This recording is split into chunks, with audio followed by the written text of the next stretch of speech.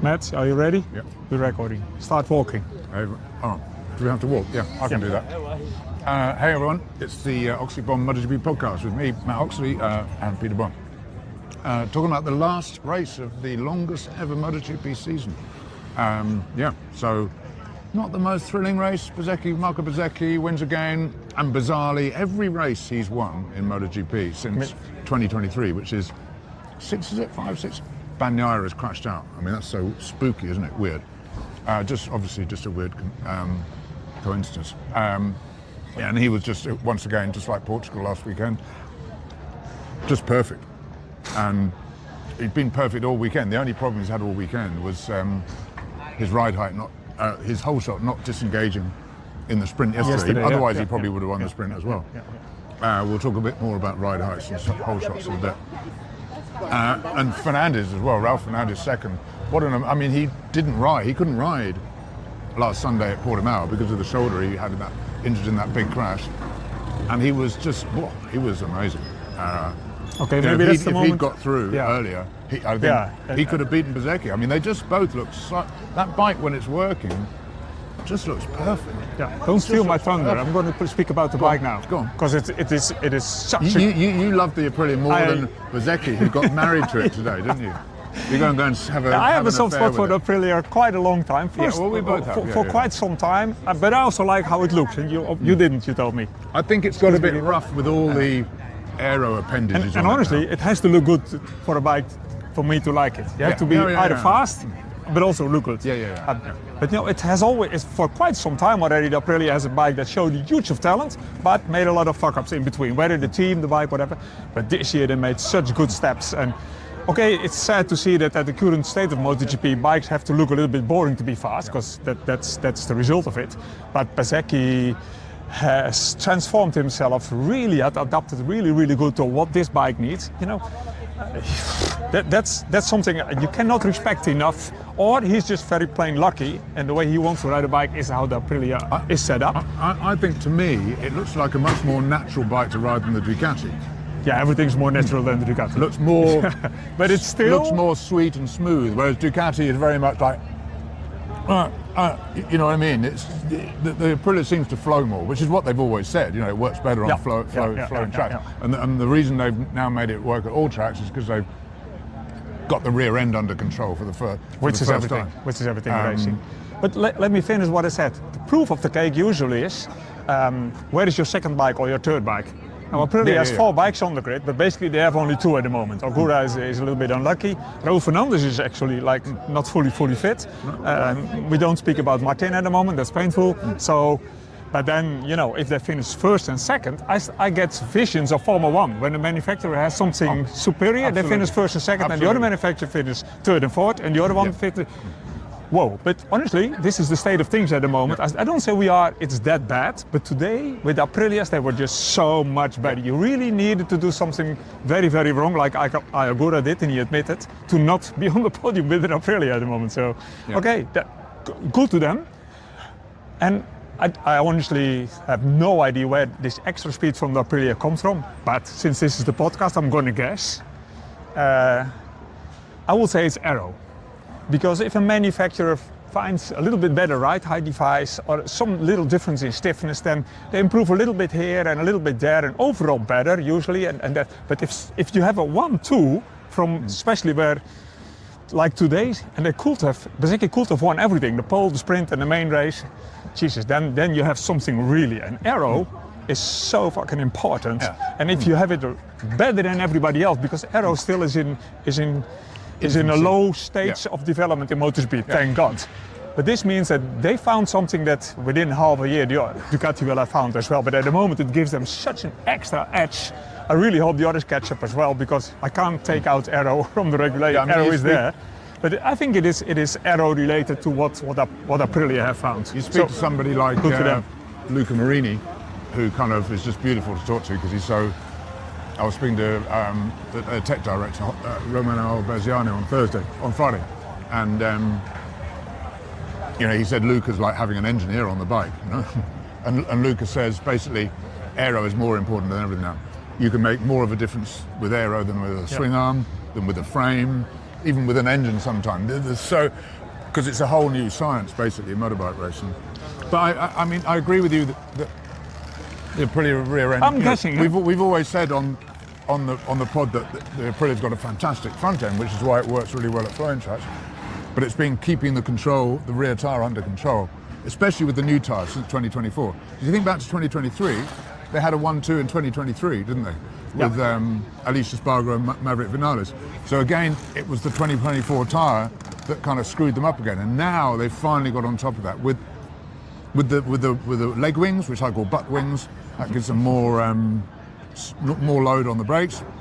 And also, they've done a lot of work on the electronics and stuff. And the rider position is still kind of getting that just right. And I think a lot of that comes from Fabiano Sterlachini, who joined them from KTM. Should we turn around and walk the other way now? Yeah. Up and down in pit lane. There we go. That's probably the Aprilia. Anything more you want to say? Yeah, of course. The Aprilias are like have aero in their DNA. Think about it. They have aero in the DNA. Means a couple of years ago when they sometimes had a brilliant 1-2 or a brilliant win and then the next week they couldn't do it, that is also like easier to explain if it's aero. Because if aero is wrong, it's really, really wrong. So they have aero in the DNA and they improved on it more and more and more. And so I think it's clear to say Aprilia has an advantage over aero and will make everybody work extra hard over the winter. When the Aprilia Cube, their first four-stroke, the triple, that was one of the first bikes to have wings on it because Gigi Dall'Igna was in charge at Aprilia in that time.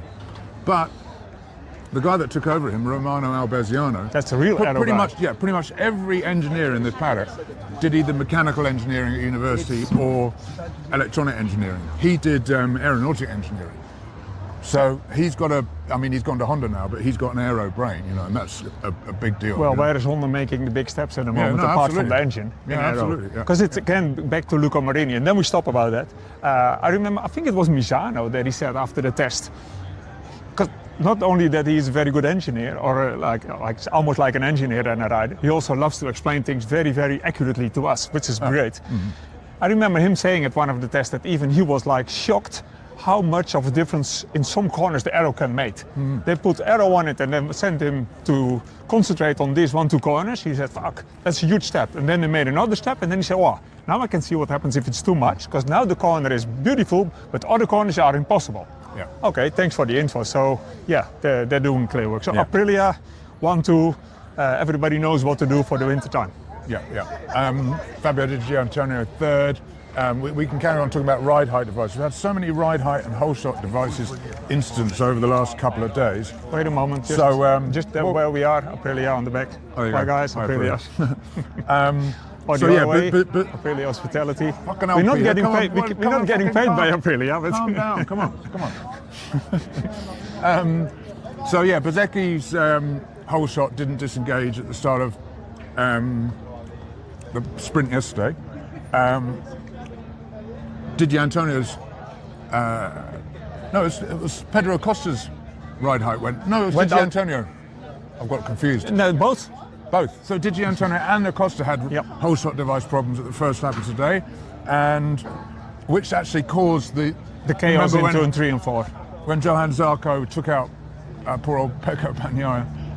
That was because Di Giannantonio's ride height was still engaged, and he kind of tried to dive past him because obviously he wasn't going very fast and ended up in trouble. And also the grid disaster with mad Frankie Morbidelli punting into the back of Alicia Spargo and breaking his hand on the grid, unbelievable. On the grid, and sort of damaging Alicia's bike. That was, although it was Frankie's fault because he should have been looking where he was going. It was also because of the aero, because of the whole shot device. Because Alice left his doing a stoppie to engage it right until he was in his pit, in his grid area, which is unusual. And also they've got so many buttons to press and things to engage. I mean, they're all used to it, but nonetheless, it does increase the likelihood of something going wrong. I'm not saying it wasn't Frankie's fault. It was, but. It probably wouldn't have happened without all this stupid shit. So basically what happened, from my point of view, Matt, and you have to correct me if I'm wrong, Morbidelli arrived pretty late, did everything correct. So when he was searching for his spot pretty far up, as you want to be, the front right height was really, really low. The rear you drop only when you stop. Yeah. When your front is really, really low, the bike's already very strange to behave. Yeah. And he was quite close to Alais's Espargaro, and he didn't realize that Alais arrived at his spot, but still did not have his front whole shot device locked down. So again, Alais had to brake. Honestly, if you arrive on your spot and you still have to try to dump it, you're already in full panic mode, because that's the last shot. So he panicked, dropped up the rear, but he was on his spot. So it's always Frankie's fault. But Frankie probably was thinking, Alais is still moving with a good speed, so this is not his spot. And shit, he stopped, hit him, and that's it.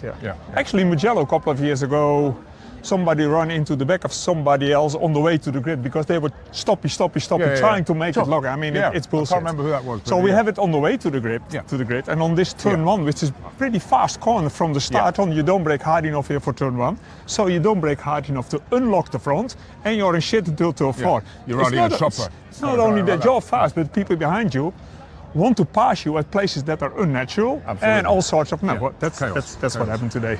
Yeah. So, But Acosta had a different problem. He had a decent start in the front, but his rear, as if I remember correctly, his rear right height dumped after turn two, which is not supposed to do. I mean, So there is an automatic system that was a bit too automatic and wrong, and that caused him problems. Because if Acosta would have been in P2 or 3 after one lap, he could still have finished third on the podium, because he was really clever with the tires. And once you're in front in Valencia, they don't overtake you so easily. But that's all ifs and buts. He was just, they just have a huge ifs and buts. tyre life problem. He was saying it's not just edge grip, but it's also drive grip, rear grip. He just doesn't have, we said it yesterday after the sprint, he just doesn't have the edge grip to have the corner speed or the drive grip to get the acceleration. So he's just screwed, really. And really, that's a big problem to fix, isn't it?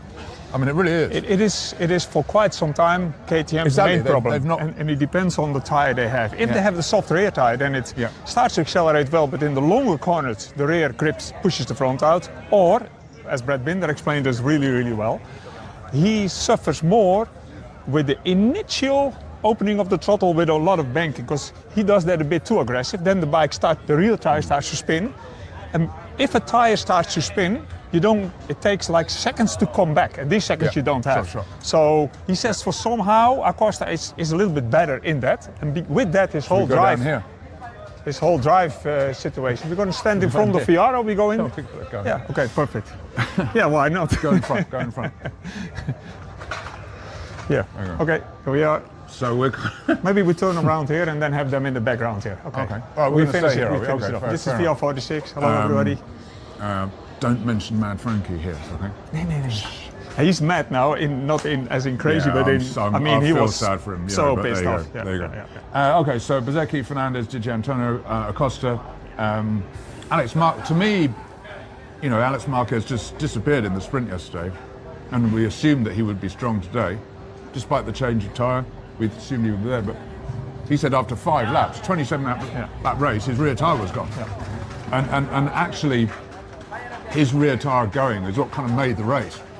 Because him going back made it more interesting for us. Yeah, otherwise it would have been just probably the usual procession. But him going backwards, you had Fernandez going past him, Acosta going past him, Di Antonio going past him. On the last lap, his rookie teammate Fermin Aldeguer going past him. So thanks to that, because I was kind of about halfway through, I was like, oh, this is going to be a third of the way. It's going to be a real snooze fest. But it actually turned out into. It's happened before in Valencia that on race Sunday the temperatures are a lot lower than we expected. Well, I mean, we shouldn't be racing here. Let's be honest. At the end of November, we shouldn't be racing here. We should be preparing for Christmas. Aprilia already are. They've got a Christmas. They've got a Christmas tree in their in their hospitality here. And the risk is then that you have an ideal window for each tyre on wet track temperature.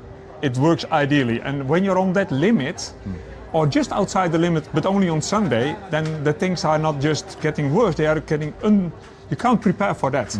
There were a couple of riders who, like Alex, who did everything perfect in the weekend, was sure what's going to happen, and now either you can say he had a shit rear tyre, or no, we had different circumstances, and then the medium didn't do what the medium was supposed to be.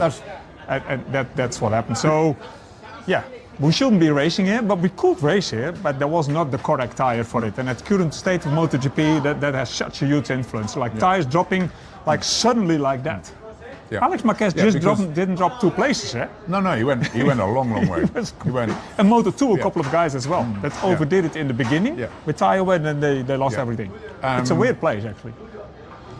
Because people, you think, well, a cooler track's going to be kinder to the tires, but it isn't always. If the track's too cool for the tire, it can destroy the tire just as much as a too hot track can, can't it? Yeah. Because the rubber doesn't become as malleable as it should do, and therefore it starts tearing and breaking up. And we don't even know what tires Michelin brings here, because we only know it's hard or a medium. Well, today's medium can be the soft from 2 weeks ago. Exactly. So, but for sure they don't have an ideal set for these circumstances, and not in the front, because front we have 3 tires, medium, soft and hard. Nobody with any brain cell touches the medium, but that's already the problem for 2 years in a row. Yeah. They bring 3 front tires, but they know you have to jump from soft to hard, which is a huge jump for all the riders to make. Anyway, enough about the boring rear tires, but they explained a lot from what happened today in old action. And going on about tires, Luca Marini, who finished 7th level, got Honda out of the D for dunces class, at the bottom of the concessions. He said it's so cold that actually being behind somebody, normally you'd have a problem overheating your front tire. He said it was awesome being behind someone because you knew the scary places here are the right-handers, especially turn 4, because you haven't the right side of the tires hasn't touched the road for 30 seconds, 35 seconds. But if you're behind somebody, keeping your front tire nice and warm, you don't go into turn 4 every time going like, oh. He was.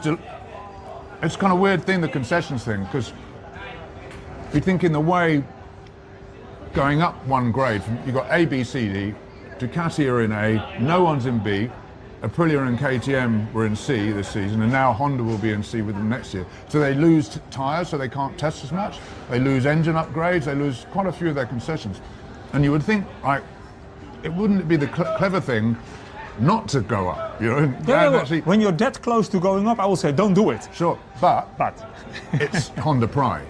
They were desperate to do that because now, they can all go home and say to the big bosses, we're no longer in D for dunces, we're in C for. And you know who is in D? Yamaha. No, exactly, Yamaha is in D. So, and Luca said, it's important people can go home more.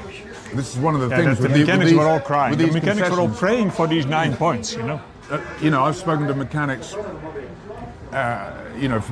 both factories, Japanese factories, who are just saying, if we stay in these concessions, I'm just going to give this up because they're literally a home, barely home. So it's hard to keep the family life together. So excuse for these very loud Italians. What else? Yeah, we should talk a little bit about Diego Moreira, really, shouldn't we? Winning the Moto2 Championship. We don't often talk about Moto2. Just super impressed with him in the second. He was a rookie last year, so he's done pretty well. Moto2 can take a long time to get your head around. So I think, and the way he came on during the second half of the season, and he just has that ability to kind of rescue situations. Like at Sepang, he qualified 12th or 13th or something like that, and came through to 4th. So that was the moment where it was like, and that's where Gonzalez crashed as well. So that to me was when the championship kind of changed. To go from down there up to 4th or wherever it was in Moto, or 3rd even maybe in Moto2 is impressive. But he was helped a lot by having Gonzalez lost 20 points or something by having a mistake in the software which was illegal, but not giving them any benefit, just a mistake from a guy. Suddenly lost the 20 points, then Diego was closer. For me, Honda was very, very clever in choosing him, because in his first year, last year as a rookie, he was special, doing really special things, and then making lots of fuck-ups, and then doing special things. That's interesting. If you're doing your first year in Moto2 already special things, but you need to get your shit together in the second year, because if you take 3 years to do something special in Moto2, you're not interested.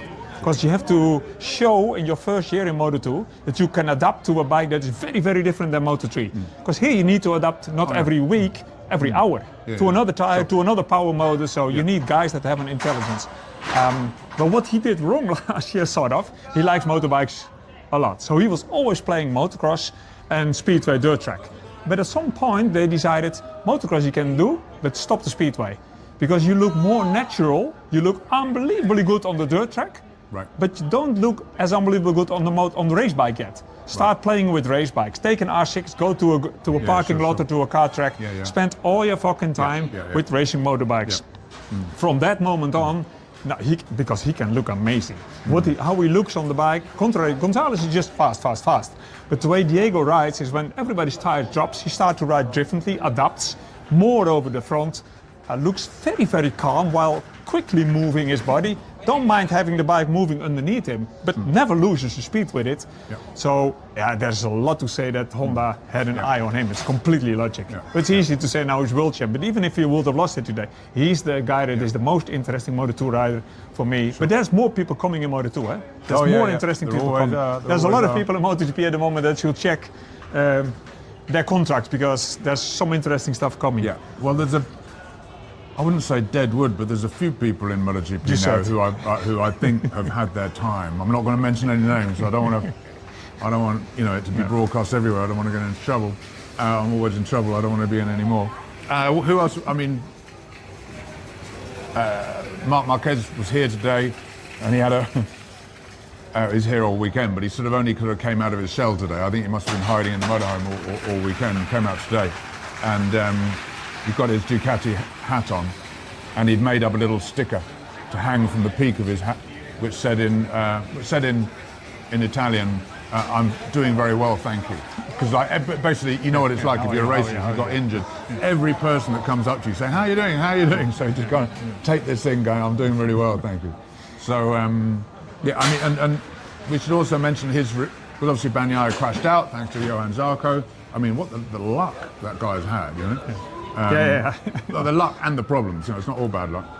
But his Marc's replacement, Nico, Ducati have scored 2 Sunday points. The factory team has maybe we'll go to another team. 2 Sunday points since Marc won the title in. I know. Sorry. Causing trouble. He's trying to kickstart an electric scooter. To push start an electric scooter? I don't know. I think he's just pushing it. So the factory team have scored 2 Sunday points since Marc won the championship in Japan in September. I just keep walking, I don't think, they don't like me at the moment. 2 points in 4 Sunday points in 4 Grand Prix between 2 riders. That's mind-boggling for the team that won the Riders' World Championship, the Manufacturers' World Championship, the Teams' Manufacturers' Championship. It's just such a weird year for that, you know? And we are going to do a specific pod in the next week or 2 about the whole GP25 thing, you know. Yeah, and that is a whole podcast on itself. Well, we learned something today from Luca Marini. He was witty. He was very fucking fast. Yeah. Marc's his brother. Yeah, no. You tell me. Apparently, Marini suddenly realizes Marc Marquez is his brother. Weirdly, I interviewed Marini. I had an interview with Marini on Thursday. And you know, if you're a journalist, you always leave the tough questions or the ones that they might tell you to fuck off to last, right? So at the end I said, you know, you've always seemed to have kept completely out of the Marc Valentino thing. Obviously he's Valentino's half brother, and he just can't, you know, he's just not interested in that whole stuff, you know. And he just said, I don't understand why everybody's still in a fuss about it, you know, which is that's already an opinion. Well, especially since his brother is still fussed by it. You know what I mean? Yeah, clearly. So he said, I don't understand why people are so fussed about it. And then somebody asked him today, I asked him about why he doesn't have a go for a helper.